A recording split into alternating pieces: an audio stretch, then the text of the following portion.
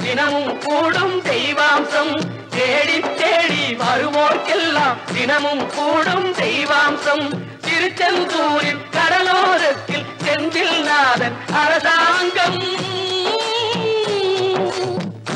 அசுரரை வென்ற இடம் அது தேவரை காத்த இடம்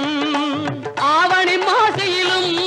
வரும் ஐப்பசி திங்களிலும் அன்பர் திருநாள் காணும் இடம் அன்பர் திருநாள் காணும் இடம் அசுரரை வென்ற இடம் அது தேவரை காத்த இடம்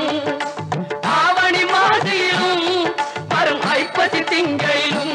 அன்பர் திருநாள் காணும் இடம் அன்பர் திருநாள் காணும் இடம் திருச்செந்தூரின் கடலோரத்தில் செந்தில் நாதன் அரசாங்கம்